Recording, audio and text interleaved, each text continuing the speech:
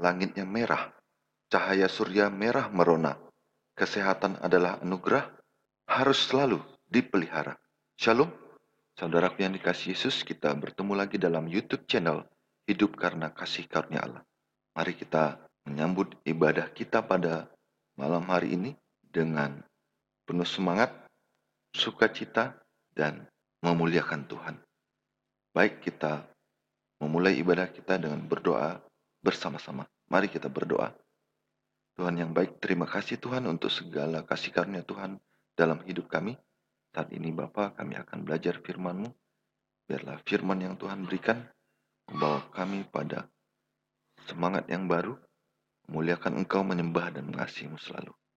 Bapa, biarlah segenap hidup kami Engkau tuntun, jaga, dan pelihara supaya melakukan yang terbaik bagimu, memuliakan Engkau, dan menikmati kasih karunia-Mu. Inilah doa dan permohonan kami Tuhan, dalam nama Yesus Kristus, Tuhan dan Penebus kami. Kami berdoa dan mengucap syukur selalu. Amin. Sahabat yang dikasihi Yesus, renungan malam kita pada hari ini Rabu 22 Juli 2020 berjudul Kekuatan yang Tidak Terlihat di Tempat Kerja. Doa syafaat adalah senjata perkasa dalam pertempuran antara kebaikan dan kejahatan yang kita sebut pertentangan besar. Salah satu wahyu paling jelas dari pergumulan ini adalah dalam Daniel 10. Anda akan mengingat Nabi Yeremia meramalkan bahwa orang-orang Yahudi akan ditawan ke Babel selama 70 tahun. Di akhir kehidupan Daniel, periode kenabian penawanan Yahudi ini akan segera berakhir. Daniel khawatir dia melihat sedikit bukti pemenuhan kata-kata Yeremia. Rakyatnya masih dalam perbudakan. Babel dikalahkan oleh Media dan Persia, tetapi orang-orang Yahudi masih tetap dalam perbudakan.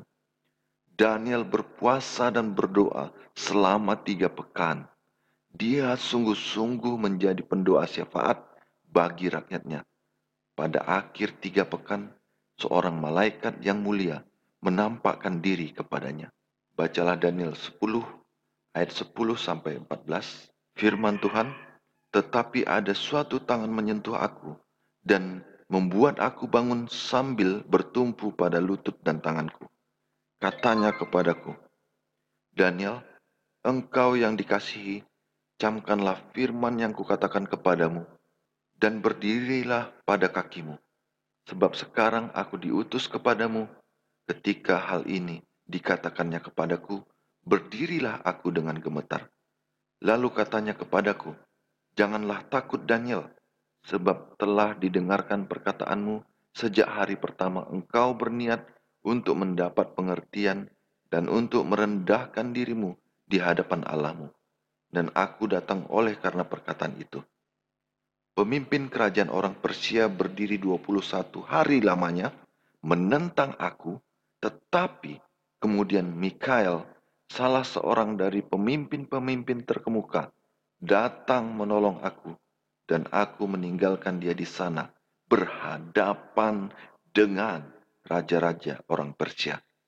Lalu aku datang untuk membuat engkau mengerti apa yang akan terjadi pada bangsamu pada hari-hari terakhir, sebab penglihatan ini juga mengenai hari-hari itu.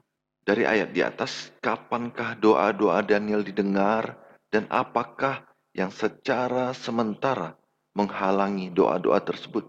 Saudara dalam Yesus, ini adalah bagian yang menarik. Untuk memahami sepenuhnya, mari kita identifikasi beberapa karakter. Siapakah pangeran kerajaan Persia? Jelas bukan Cyrus. Dia adalah raja kekaisaran Persia. Kemungkinan besar ungkapan pangeran kerajaan Persia mewakili iblis. Yesus menyebutnya pangeran dunia ini atau penguasa dunia ini. Kita baca dalam Yohanes 12 ayat 31 dan 14 ayat 30 New King James Version. Firman Tuhan, Yohanes 12 ayat 31. Sekarang berlangsung penghakiman atas dunia ini. Sekarang juga penguasa dunia ini akan dilemparkan keluar. 14 ayat 30, tidak banyak lagi aku berkata-kata dengan kamu, sebab penguasa dunia ini datang dan ia tidak berkuasa sedikit pun atas diriku. Paulus menjulukinya penguasa kerajaan angkasa dalam Efesus 2 ayat 2. Firman Tuhan, kamu hidup di dalamnya karena kamu mengikuti jalan dunia ini, karena kamu mentaati penguasa kerajaan angkasa, yaitu roh yang sekarang sedang bekerja di antara orang-orang durhaka. Jika pangeran Persia mewakili iblis, lalu siapakah Mikael? Istilah Mikael digunakan 5 kali dalam Alkitab. Antara lain dalam Wahyu 12 ayat 7, firman Tuhan, maka timbullah peperangan di sorga, Mikael dan malaikat-malaikatnya berperang melawan naga itu, dan naga itu dibantu oleh malaikat-malaikatnya. Yudas 9, tetapi penghulu malaikat, Mikael, ketika dalam suatu perselisihan bertengkar dengan iblis mengenai mayat Musa, tidak berani menghakimi iblis itu dengan kata-kata hujatan, tetapi berkata, kiranya Tuhan menghardik engkau. Kemudian Daniel 10 ayat 13 dan 21. Pemimpin kerajaan orang Persia berdiri 21 hari lamanya menentang aku, tetapi kemudian Mikael, salah seorang dari pemimpin-pemimpin terkemuka, datang menolong aku dan aku meninggalkan dia di sana berhadapan dengan raja-raja orang Persia. Namun demikian, aku akan memberitahukan kepadamu apa yang tercantum dalam kitab kebenaran. Tidak ada satupun yang berdiri di pihakku dengan tetap hati melawan mereka, kecuali Mikael pemimpinmu itu. Dan Daniel 12 ayat 1, pada waktu itu juga akan muncul Mikael, pemimpin besar itu, yang akan mendampingi anak-anak bangsamu, dan akan ada suatu waktu kesesakan yang besar, seperti yang belum pernah terjadi sejak ada bangsa-bangsa sampai pada waktu itu. Tetapi pada waktu itu bangsamu akan terluput, yakni barang siapa yang didapati namanya tertulis dalam kitab itu. Sahabat dalam Kristus, sebuah penelitian yang cermat terhadap perikop-perikop ini mengungkapkan bahwa Mikael, yang artinya yang seperti Allah, adalah istilah lain untuk menggambarkan Yesus sebagai panglima semua malaikat dalam pertempuran langsung dengan iblis. Kristus adalah anak Allah yang kekal, ada dengan sendirinya, yang maha kuasa.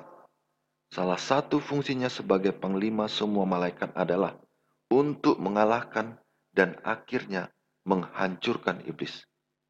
Daniel 10 menarik tirai ke samping dan mengungkapkan perjuangan antara yang baik dan yang jahat. Ketika Daniel berdoa, Mikael, Yesus yang Maha Kuasa, turun dari surga untuk mengalahkan kekuatan neraka. Meskipun kita mungkin tidak melihatnya, Yesus sedang bekerja untuk menjawab doa-doa syafaat kita. Dia adalah juru selamat yang perkasa, tidak satu pun dari doa kita yang luput dari perhatiannya. Saudara dalam Yesus, bagaimanakah Anda melihat kenyataan dari pertentangan besar yang terjadi dalam hidup Anda sendiri?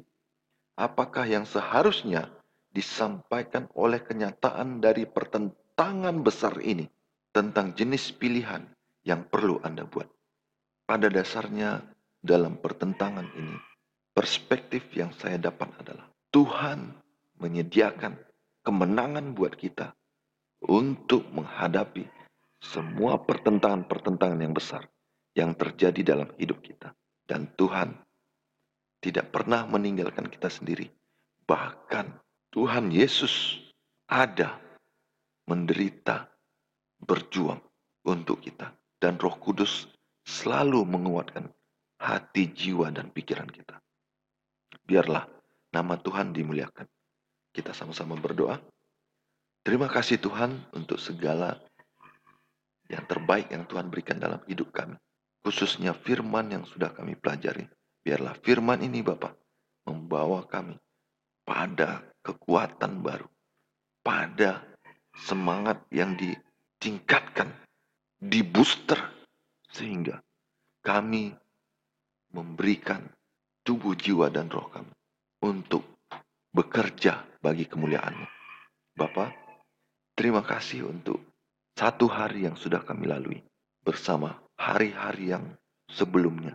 Biarlah Tuhan, kami menikmatinya, bersyukur atas segala yang terjadi, mendapatkan hikmat dari apa yang kami alami, diberikan pendewasaan melalui apa yang kami rasakan selama hidup kami ini. Dan kami akan beristirahat sebentar malam ini, biarlah kami menikmati istirahat kami, dan besok bangun dengan segar dan dikuatkan untuk memuliakan Tuhan. Terima kasih Bapa atas segalanya. Termulialah Engkau Roh Kudus atas tuntunan, atas penguatan, atas arahanmu dalam hidup kami. Inilah doa dan permohonan kami Bapa. Di dalam namamu Yesus Kristus Raja dan Penebus hidup kami. Kami berdoa dan mengucap syukur selalu. Amin. Tali plastik, tali kawat, cahaya surya, rasanya hangat, badan sehat, tubuh kuat, belajar di sekolah, selalu semangat. Terima kasih untuk kebersamaan kita mempelajari firman Tuhan. Biarlah kita menikmati kasih karunia Tuhan dalam hidup kita. Kita akan bertemu dalam episode berikutnya, dalam renungan pagi, dan biarlah nama Tuhan dimuliakan.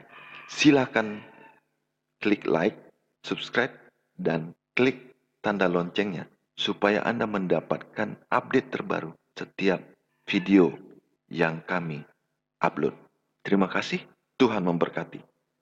Horas!